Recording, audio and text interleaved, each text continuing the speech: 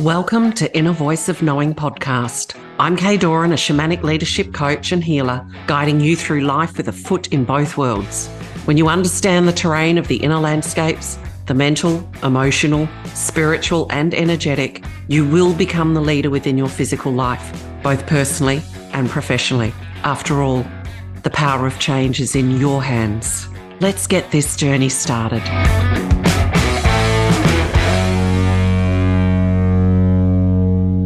Welcome back, everybody, to Inner Voice of Knowing. You may hear a little bit of a chuckle in my voice because I've just had no end of problems with recording this podcast, and my beautiful guest, Cathy Dimarchos, has actually come to the rescue. So it's just been one of those moments. But we're here, and I'm very excited to introduce Cathy, who I don't know particularly well. We've only really had one conversation, but I have been interacting and observing with Cathy's posts. And one of the reasons that I reached out and asked you, Cathy, to join is because there just is evidently, the way that you write, the way that you speak seems very clearly and evident to me is the way that you live your life and the way that you do business. And that's very powerful to me. And the fact that you can't take those inner principles and understanding out of life, and you certainly can't take it out of business. So we'll just do a quick run through of the titles associated with Cathy Dimarchos. And I love this one, Global Advisor.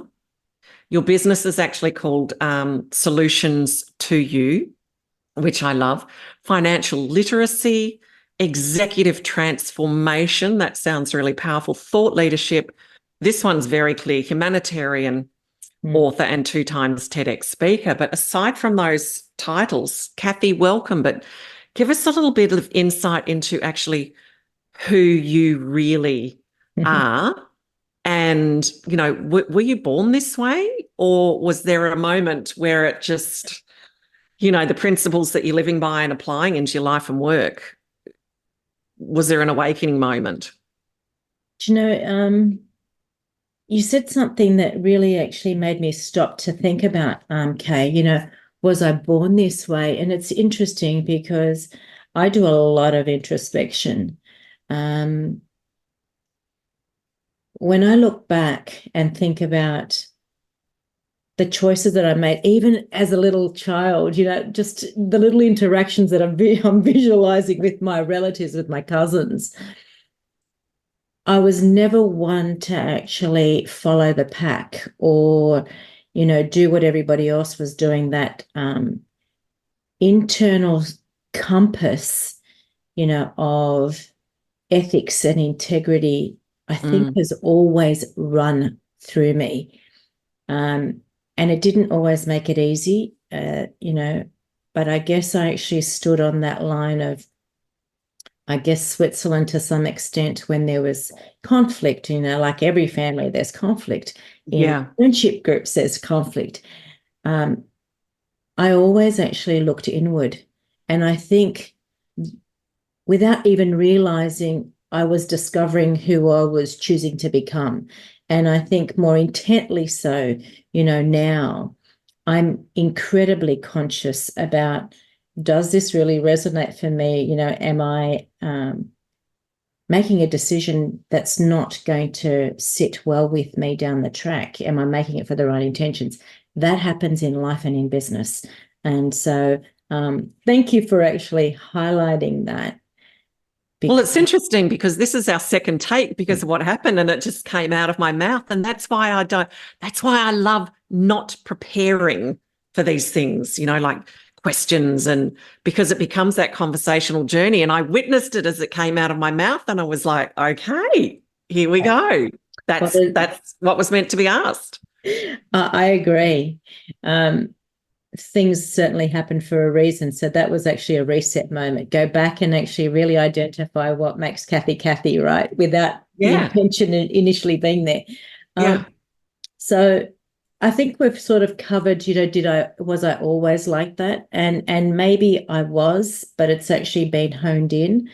Going back to your question around who am I outside of the title, I think I talk to that point quite a lot because we often get caught in what I call a vortex of attaching ourselves to a title, to a status, to a job, to other people. But that's not who we really are. And that's one thing that I work a lot on, particularly with my clients, no matter who they are across the world. Yeah. Because when you start to truly understand to the core of who you are and what that actually, you want that to represent, you come from a really different perspective. So the one thing that constantly drives me, and I guess what makes me who I am, is my incredible depth of wanting to actually equip people to become self-reliant. Really is who I am. It's sharing of knowledge. It's ensuring that, I connect people to continue, to allow them to continue that journey of discovery of who they are, and more importantly, how they can actually draw on that inner self to become self-reliant, because I think it's going to be incredibly important, particularly in the years to come. Yeah, I love that. I so resonate with that, because I talk about it in terms of, getting in touch with that inner voice of knowing. And, that's an internal journey, and then becoming the leaders of our own lives. So different language, similar sort of concept. I love what you said earlier as well. And that was the exploration of sort of that questioning. I mean, you said it differently, but so many people will go, feels right, and they jump in, but they're not looking at, well, where will this choice potentially lead me beyond just this now moment, beyond just making that decision? What are the possibilities? And is it truly aligned? Or is it just something that the mind is going, yeah, okay. Yeah. And that's actually part of, I guess, the surface level in which we've been trained to live in. I often say we live in a world that's actually filled with systems. We don't even recognize that anymore. So it's become innate that we just follow a particular process, or we do something because that's what's done, without actually questioning, well, but why are you doing it? How does that actually resonate for you? What's the energy that you're actually absorbing through that interaction, that thought process? And what are you then actually reverberating out? Because all of that is actually part of that discovery in understanding to the depth of who you are, and then consciously making a decision about who you want to become. I love that. And I think part of the journey from my perspective too is, and I had a guest on who does this in business and, with entrepreneurs and life, is finding out what our true, for lack of a better word, soul values are. Not what we think our values should be, but what is true to the deepest nature of who I am, and then continue to live in alignment with those deeper seated values. Would you agree with that? Oh, look, absolutely. I think people often hear me say, get out of your head. Get out of your head, right? Yeah. That's the process. But when you start to actually feel from within as to what that's actually, saying to you, you potentially make a really different decision. And that's probably the hardest thing to do. Do you feel that takes courage? I mean, for someone like yourself, clearly you were sort of born with that inquisitive, looking within. And, I did the same thing. I used to drive my mother crazy because I just keep asking for deeper and deeper and deeper. But that doesn't come natural to everybody. So do you feel that it takes a certain level of courage, or is it just when they've got the understanding? I think it starts with awareness that there is that incongruency. Once you become aware, then again, I always say awareness is the first stage, and then it's actually a choice. What do you do with that?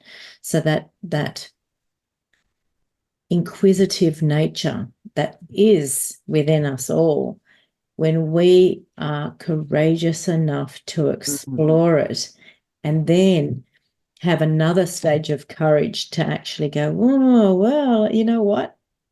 I know that most people won't actually understand that, but I've got to be true to myself. That's when you begin to genuinely live life, right? It's not at the surface level that we've seriously been trained. From a young age, we go through this system of schooling and parenting and our little ecosystems. And it's this vortex, keep going down this line. That's what everybody else does. Yeah, and one fit for everybody. Yeah. So, I think, Kaye, we're really at a stage where people are making a more conscious choice, and then it's an intentionally conscious choice, which is another layer of just being inquisitive to sit in moments and really unearth what it is that's going on, for them. And you know what? I'm listening to myself and I'm thinking, there's a lot of people that are going to be thinking, oh my God, what is she talking about? But when you look at, my credentials, so to speak, they go, she's like pure math, pure logic, pure strategy, all of the things that are around a structure, but they're all a process. And that's what I think a lot of people don't quite understand. All of those are processes, but who we actually are is actually sitting within us, but we don't tap into that. Or if we do, it's a little dangle, and then we resort back to a process and a system. And no, we've got to do it this way because that's what society has told us. And so at the moment, I think we're in a place of dichotomy, as individuals and then as communities and as families. But the two for me really need to go hand in hand. It takes both, the inner world and the structures and processes and things like that. But how can you then weave that inner understanding into it? I'm fascinated that you bring this power, because it is powerful, into, executive transformation and all the work that you do, because I'm finding more and more, Cathy, people are having to sort of really integrate themselves to take it out into that corporate external kind of environment. When did that start for you? And clearly, are you seeing that people are ready? So I think that there's a few different things to what you've asked me. So the first is that, is there a space for that in workspace culture? Is there a place for that in business in general? And the reality is that we can actually historically already recognize that anybody that's actually sitting, doing anything in that cultural space isn't winning, because they're doing the same thing over and over again. Yeah. It's like that, the use of the word resilience. It's so overused. It's almost like pivoting during COVID. So, I sit on the outside and I think, but what do you honestly think that you're doing when you are talking about resiliency? Because you're not actually creating a framework that's equipping people to strengthen and then to challenge and then to move forward. That's actually an anti-fragile framework, but nobody actually does it. And, I love Nassim Taleb, who actually coined, anti-fragility, which is a mathematical term. So hence, where I come from. But I understand it from a pure purity perspective in math, but it's actually about living life. Nature does it. It actually strengthens. What happens in fires? Everything is decimated, but what happens? The earth actually then begins to regenerate. It actually understands how it can strengthen. It, starts to grow back stronger from having experienced the challenges that it actually faced. Well, the same is actually in life. The same is in business. So changing what we're doing, true transformation is actually being able to integrate everything that we already do and intertwining it with the challenges that we face, and actually being incredibly open and transparent about that. So the vulnerability piece comes in, and then we actually shift to the anti-fragile framework, which also brings in mitigation of risk. So I work really, really differently, but That's how I get change, genuine change. I change people to change communities, to change cultures, to change, things that have never actually been able to be accomplished before by doing something different. That is so powerful. And hearing you say it from that perspective, I do not have a mathematical brain. Absolutely makes sense. But you said a really powerful key word, and that is the integration. Because I feel too many people are listening to the concepts and the concept doesn't actually change anything. It's in the integration that the actualization actually comes about. Yeah. And that just seems to be missing. I'm listening to this podcast and don't stop listening to mine, but I'm listening to this podcast, but I'm not applying anything. I'm watching this YouTube, but I'm not applying anything. I'm reading this book and I'm even saying these words. I'm not living and applying it. And it doesn't change anything. Well, that brings me to, what everybody is now actually latching onto, and that's manifestation, and the law of attraction. And I think it's really fascinating because people want to manifest a whole lot of things, and they're looking at people, and, those people are actually talking about manifestation, and they seem to be actually achieving things. But what actually sits behind that is a really different perspective, and I think that's one of the traps with social media, and actually believing people at, surface level as to what their reality is. And so manifestation, that word is almost like resiliency to me. If we're going to really talk about change, you tapped in on the key word, and that is you can actually listen to something, you can, understand it to some extent, but if you do not begin to live it, and if you do not begin to actually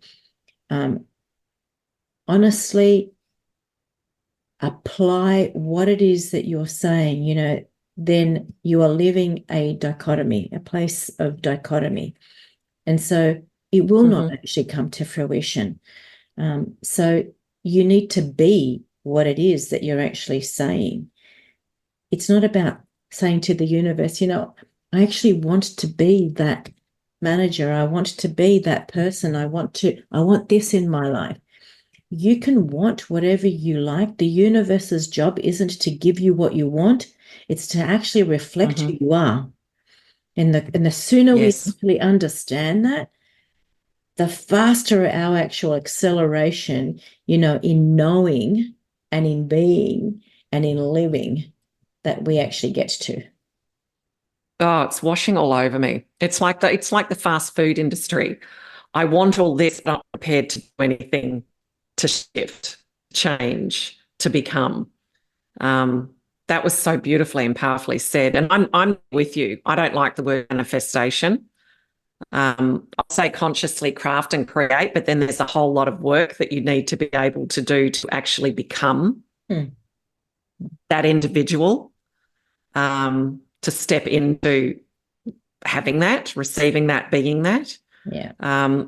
So I'm there with you on that word that gets thrown. A lot of words that just sort of get thrown around. And it's interesting because, you mentioned social media. It's very easy these days to write things or do a post and say something, but where's the bulk of it behind those surface words, the surface expression, the how to?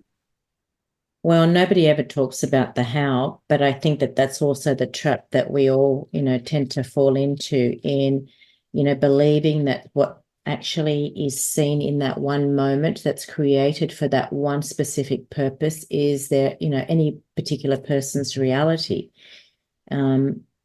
It's not. It's not actually what their entire life is about. They capture one moment, which literally is probably, 30 seconds, or maybe because they keep repeating the same thing over, it's, 10 minutes of their life to deliver a message that's, going to land with you in a particular way, but isn't actually their entire life's reality. And, I talk about that to a great degree because, again, that's incongruency for me.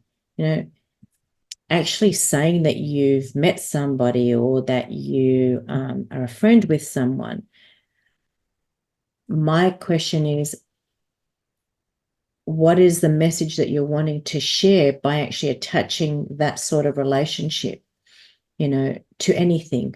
Or, if you're actually in a particular spot, what is the message about you being in that spot that, you want to put out into the world?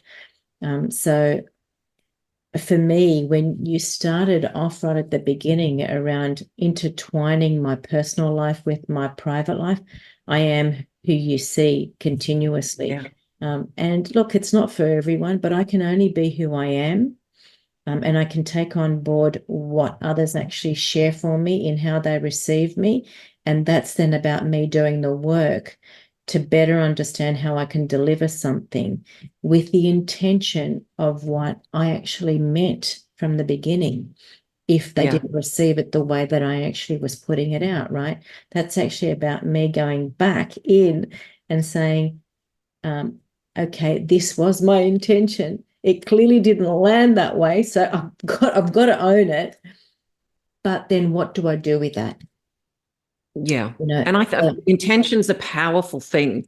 And I know that when I've said something and it hasn't landed well, I'll go and say, look, I'm really sorry. That actually wasn't my intention. This was my intention. But I find that that for some people still doesn't change it. And, we're all wearing different lenses with different, perspectives. So that's why I always say, what intention is powerful. If something doesn't land well, find out where someone's intention was, because it may not be what you think it was. So how does this actually, before I do that, I want to go back to something you said at the beginning of the first take where my computer crashed. So no one heard that. But when I want to bring that into it, because you were talking about manifestation and it's come to mind. You spoke about your childhood very briefly, and that, you didn't have a lot of money, but there was so much abundance, because abundance and success are not always in it. How much money's in your bank account? What sort of car are you driving? Et cetera, et cetera. So I just wanted to bring that one back in, because it was so powerful when you said that in that first take, that. Yeah. Look, I did actually, I didn't grow up in money, but I genuinely grew up with an incredible amount of wealth. And, that abundance piece that you, share, I remember, never actually wanting for anything or never needing anything. But I was really aware that, we didn't have money to throw around like a lot of people. Yeah. But my father always actually, whatever he had in his pocket, there was always somebody that needed it more. And I think that really actually has stuck with me. That actually gave me a better understanding that it wasn't actually about stature. It wasn't actually about status. It wasn't about what car, but your ability to know that you will always have enough, and there was somebody else who you could actually lift and support and pay forward to. Then meant I was constantly, seriously living with an abundance mindset and didn't really realize that that's what it was. So I never feared not having money. There were many decisions in my life, Kaye, that I made a decision where I didn't have something to go to. And this comes back to business and the choices that we make, whether we stay in a particular career path or, whether we chase money for business. And I use those words specifically because that's what we're trained to do. Business is actually about profit. And, finance person, so I'm going to own that, right? It is. You need to actually understand your money trail. You need to understand what your business is doing, but being in pursuit of actually selling something to somebody that they don't need, that doesn't sit well with Yeah. me, so knowing that I could create and generate money irrespective of whether I had something to go to or not has always been something that I have been confident in being able to create. I've walked away without actually having another job because of ethics, leaving money behind on the table, not because of something to me, but something within, a particular group. So integrity for me sits right across everybody that's involved. It's not just about me and you. It's actually also about how you relate with the others.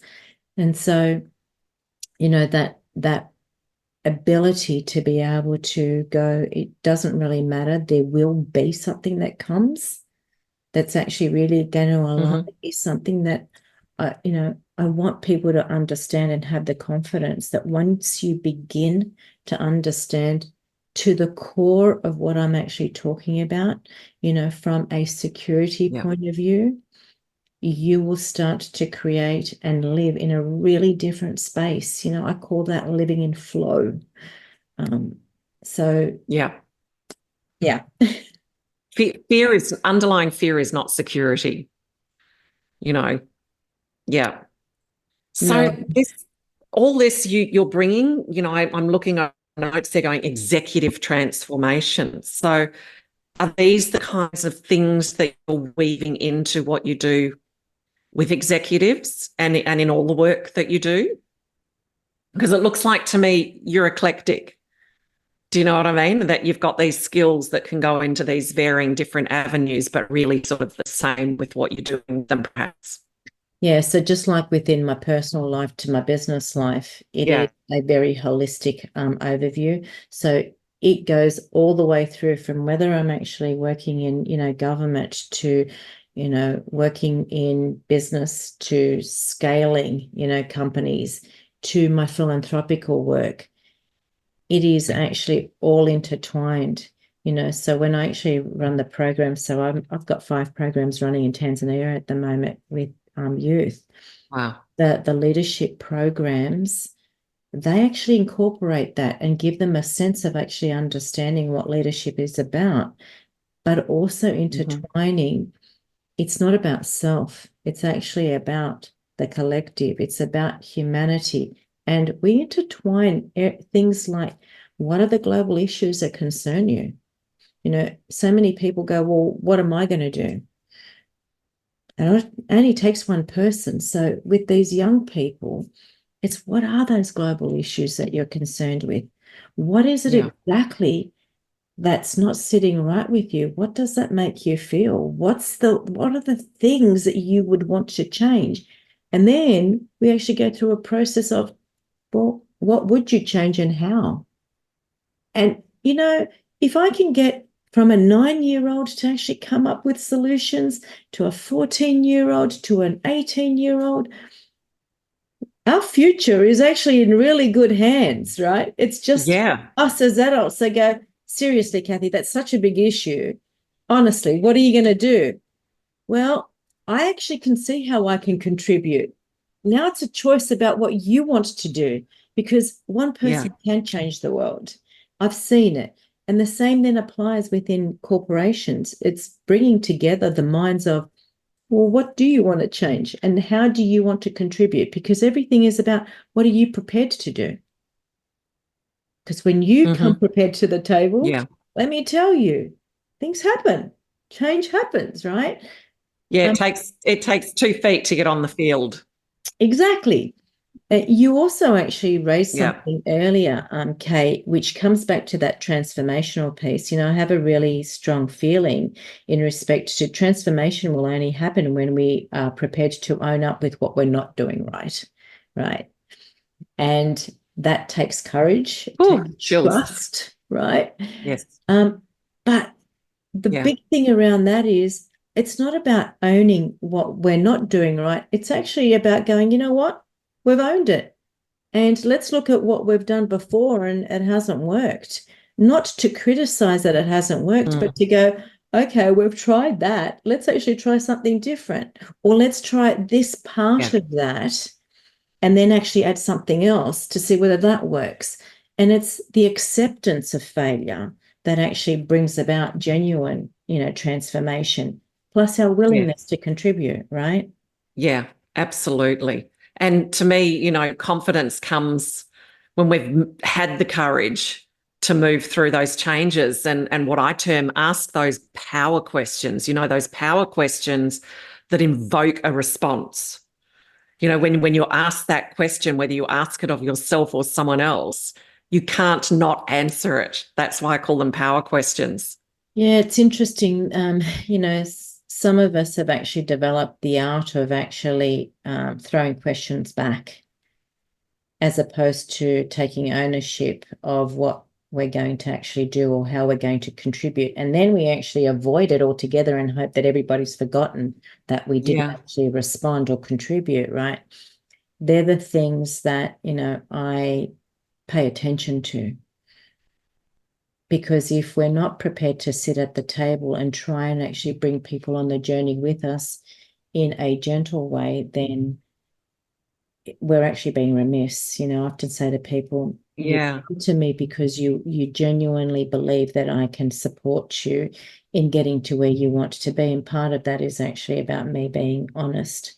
And so I will actually have that discussion with you about what I see. Yes. Or maybe ask you what you saw or what you felt in that situation. Because if we avoid it, we're doing what everybody else has done. Oh, and to learn to be uncomfortable for me in my experiences, Cathy, when someone asks me questions and I feel that, like that contraction, I know there's something there for me to crack open. Yeah. To uncover and discover and sort of and open it up. And for as uncomfortable as those moments can be, and as frightening as it feels, with other, what's the right answer, or I don't even know. They're powerful. I've learned, for me, they're powerful moments of discomfort. Yeah. I had one of my staff who'd been with me and worked with me over a number of years with different companies. And I think one of the things that he actually put down is that Cathy has mastered the art of making you feel comfortable with being uncomfortable. And that's Love it. my biggest growth. And, initially I had a big giggle, but I thought, I actually see that that's probably one of the gifts that I have in recognizing where people sit uncomfortably, but actually providing space and the tools to equip them to shift through that. Our lived experiences are what actually create the uncomfortable element. So it's just recognizing that that's what we're bringing forward, and it's not necessarily what will actually continue to happen. So, yeah. And do you feel that skill and that gift that you have is because you do that work yourself?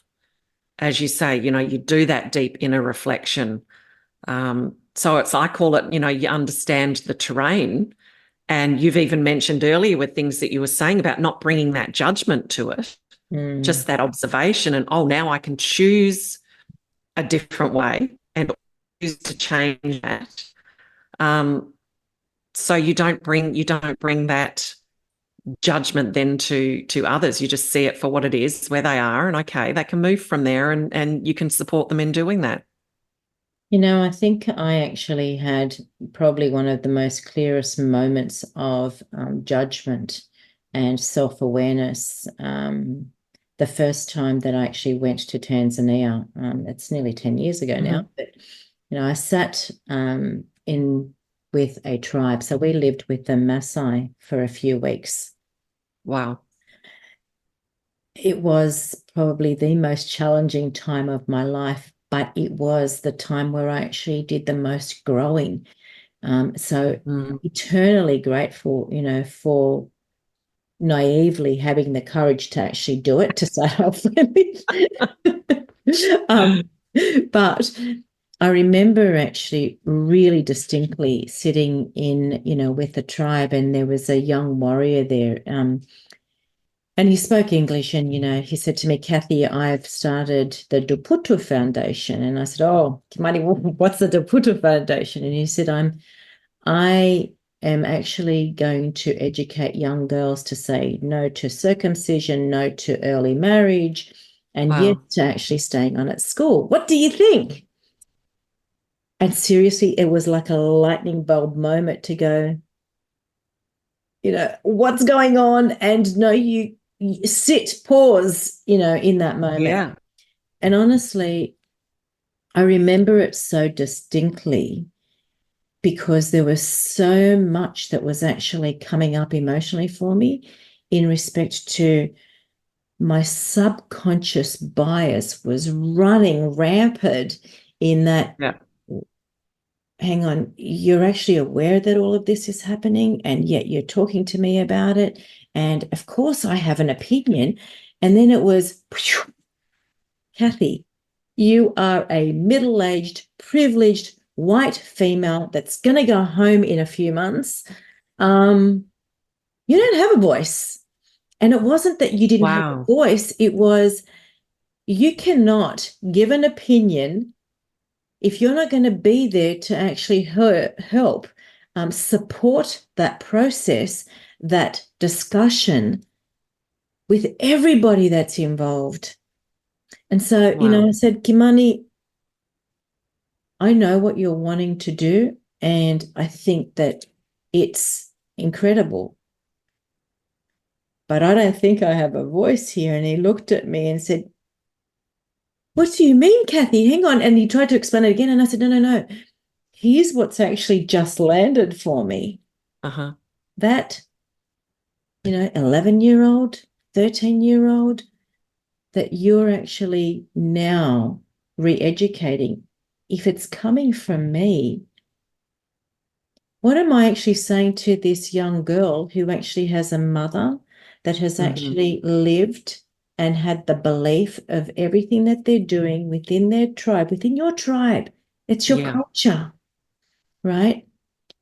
That doesn't come from me, because I'm now actually creating a wedge between the life she's living, her upbringing, your culture, her mothers, the aunts, the tribe. Can you see the complexity? Wow. And I think that was my point of clarity in, hang on, who do I actually choose to become? This now actually becomes being intentionally conscious about how I engage. And let me just preface that I don't always get it right, but the intention for me is to always go back to, in any situation where I have any sort of emotion coming up, and Yeah. go, what is that about? Yeah. What do I want to put out into the world? And what is the universe then going to throw back at me as universal feedback? Yeah. Wow, that's so powerful. What an incredible situation to be put into. And I'm sure a very reasonably short space of time to actually do that Mm. spiral which is how it feels to me that it would have been to have that realization come out. That's incredible. That's incredible. And I think people are so quick to probably want to jump in that they're not realizing, as you said, all these wedges that you're actually putting into all these areas. That's something for a lot of people to sit and consider. And I think that's why the work that I do is so different, when it comes again to business and culture and transformation, whether it be an individual, a team, an entire organization, Yeah. comes from a really different place. I often say, or people actually say, I didn't say that. And I know you didn't say it, but it's actually the fact that you didn't say it, but I Uh-huh. actually recognize the change in your breath. I Yeah. also recognize what you chose to tell me. And that combination now actually gives me a really different lens as to where you're sitting, as to what's happening around you. And so it has become an innate skill that I have honed in on over the years. bringing me back to that point of individuality. And this is what everybody has, but we're Yeah. so quick to be somebody else as opposed to doing the work and seriously going inwards continuously to go, well, where's my actual, zone? What is it that I'm actually, feeling, experiencing, thinking, and then actually wanting to put out? Yeah. Hmm. That's powerful. That's very, very powerful. I think listeners are going to have to go through some sections and just play a bit and stop and really let it land. Don't just race through some of what Cathy has shared because, feel your way through it. You were talking earlier, and I always say, think with the heart and feel with the mind. Rather than constantly staying from thinking with the mind. Oh my gosh, Cathy, I could talk to you forever. So much here and such a powerful message interwoven with it as well. But so the podcast is Inner Voice of Knowing. So I like to ask the question of, what is that for you and how has it served you? I think that I actually try and sit in that space of knowing a lot. So my place of knowing is not always actually telling. Yeah. People aren't always able to hear what I actually understand or what I know. And that is part of the process. You don't have to tell people everything. Mm-hmm. It's okay for you just to know and only Yeah. you to know. And when people are ready, you will know that they're ready to receive. So that's that's the space that I sit in. When I hear you share your question, that's me. I've often had people say, "You knew that," and I go, "Yes, I did." Why didn't you say something? Yeah. Because it was not my lesson to learn. It's as simple as that. And that actually includes, my kids, my family. It is through the experience that we actually take something away. And when we prevent people from experiencing, when we prevent our kids, from experiencing something that we want to protect them from, we're doing them a disservice. Yeah. So there's a huge lesson in that, for us as parents in don't be quick to fix. That lesson was Actually, as for them. my children are all, my baby's about to turn 30 and they go up from there. But I remember the phase for me in, many stages, but there's a stage where it's like completely let go, Kaye. You've done your job. They're incredible human beings with their own sense of knowing and power and exploration and, they're safe and they've got to find their own way and become the wise woman who sits there and if she's asked, then give her opinion. Do you know what I mean? But just sit back and allow. And there were stages even when they were young where there were elements of that. And I think we've got to take that fear, the fear and the desire to fix sometimes things that actually don't need fixing at all. Yeah. And actually taking away the fact that if they fail, it's actually a lesson. Yeah. Failings are good as long as we actually take something away from that, and allow them to come up with an alternative. Yeah. And they might fail again. I might fail again, but it's actually about how many times you then continue and get up and go, you know what? There's a lesson in that. Why do I keep repeating the same thing? Because somebody actually expects that of me. But if it's wrong, it's wrong. Yes. If it doesn't sit well, it doesn't sit well. So why am I actually obligated to actually fulfill something for somebody else when it's not fulfilling me? That's not success. Right? That's what's my intention. What's my deeper intention? So you've let land a lot of gems. What's the one thing you'd like to leave the listeners with if you had, one last thing to say to them? You do have the answers. It's actually just giving yourself the opportunity to listen internally. Everybody else has got a lens that they've actually walked from that's giving you, the information, but you actually have it within you. So trust in yourself. Beautiful.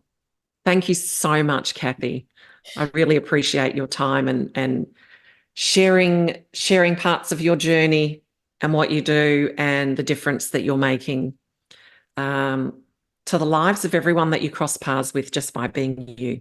Yeah. Thank you.